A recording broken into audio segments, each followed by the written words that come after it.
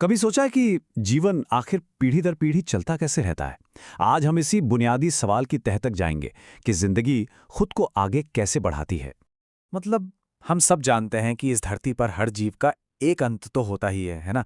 हर किसी का एक तय समय है। तो फिर सवाल ये उठता है कि प्रजातियां सदियों तक बनी कैसे रहती हैं? खैर, इसका जवाब एक बहुत ही पावरफुल बायोलॉजिकल प्रोसेस में छिपा है। चलिए, इस मामले में थोड़ा और गहरा उतरते हैं। इस आइडिया को समझने के लिए सबसे पहले हर जीव के अंदर मौजूद एक तरह की बायोलॉजिकल घड़ी पर नजर डालते हैं। इसे कहते हैं जीवन अवधि या लाइफ स्पैन। ये वो कुदरती टाइमलाइन है जिसे हर जिंदा चीज फॉलो करती है, जन्म से लेकर अपनी प्राकृतिक मृत्यु तक। अब देखिए, सबसे दिलचस्प बात यह है कि लाइफ स्पैन हमेशा साइज पर डिपेंड नहीं करती। एक कौवा और एक तोता साइज में लगभग एक जैसी होते हैं, लेकिन उनकी उम्र में जमीन आसमान का फर्क होता है। कौवा मुश्किल से 15 साल जीता है, वहीं कुछ तोते 140 साल तक जिंदा रह सकते हैं। कमाल है ना? तो इस लिमिटेड लाइफ स्पैन की पहेली का हल क्या है? जवाब है जनन, रिप्रोडक्शन। ये जिंदगी की एक बायोलॉजिकल गूंज की तरह है। आसान भाषा में कहें तो जनन वो प्रोसेस है जिससे कोई भी जीव अपने जैसे नए जीव पैदा करता है। और ऐसा क्यों करता है? ताकि उसकी प्रजाति हमेशा बनी रहे। तो सवाल यह है कि जनन होता क्यों है? देखिए, ये ना सिर्फ प्रजातियों को खत्म होने से बचाता है और आबादी बढ़ाता है, बल्कि ये वेरिएशन भी लाता है जो एवोल्यूशन यानी विकास के लिए बेहद जरूरी है। चलिए, अब जनन के तरीकों पर आते हैं। पहला तरीका है अलैंगिक जनन। ये खुद की कॉपी बनाने की एक बहुत ही शानदार और एफिशिएंट कला है।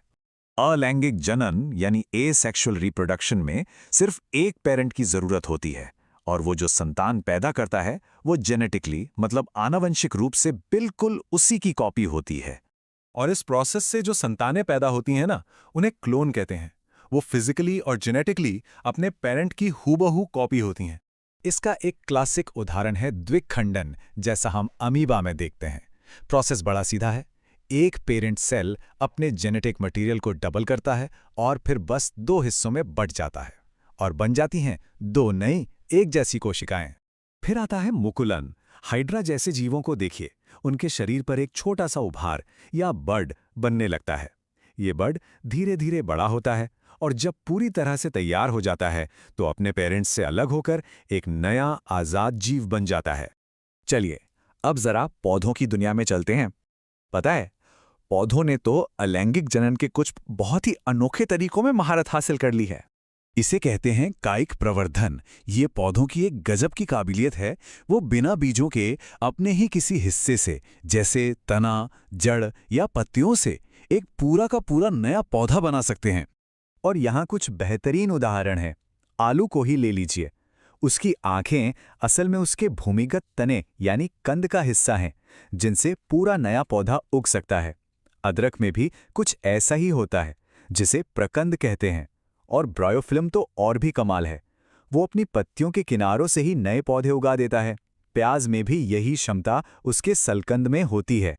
लेकिन सोचिए, क्या होता है जब ये तेजी से बढ़ने की क्षमता कंट्रोल से बाहर हो जाए? तब एक खूबसूरत पौधा भी एक इकोलॉजिकल डिजास्टर यानी एक बड़ी मुसीबत बन सकता है। मिलिए जलकुंभी से। इसे भारत इसके सुंदर फूलों की वजह से लाया गया था, लेकिन बहुत जल्द ही इसका एक खतरनाक पहलू सामने आ गया। इस नंबर को देखिए जरा, 65,000। ये कोई छोटा मोटा आंकड़ा नहीं है। सिर्फ 8 महीनों में एक अकेला जलकुंभी का पौधा 65,000 से भी ज्यादा नए पौधे पैदा कर सकता है। ये तो एक तरह का वेजिटेटिव एक्सप्लोजन है। तो फिर सवाल ये उठता है कि इसे बंगाल का आतंक जैसा डरावना नाम क्यों मिला? वजह यह है कि ये रुके हुए पानी में इतनी तेजी से फैलता है कि कुछ ही वक्त में पूरे तालाब को ढक लेता है। फिर ये पानी में घुली हुई सारी ऑक्सीजन खींच लेता है, जिससे मछलियां और पानी में रहने वाले दूसरे जीव बेचारे दम घुटने से मर जाते हैं।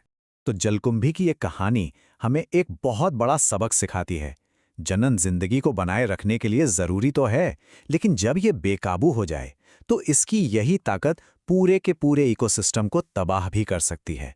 तो कुल मिलाकर हमने ये देखा कि अलैंगिक जनन काफी तेज और कारगर तरीका है। ये एक कामयाब पेरेंट की परफेक्ट कॉपियां बनाने का एक शानदार तरीका है। लेकिन यहाँ एक बहुत बड़ा सवाल खड़ा होता है। क्या इस लगातार बदलती दुनिया में जिंदा रहने के लिए हूबहू कॉपी बनाना हमेशा सबसे अच्छी स्ट्रैटेजी होती है? इस सवाल पर सोचिएगा जरूर, क्योंकि यहीं से जनन की एक बिल्कुल अलग कहानी शुरू होती है।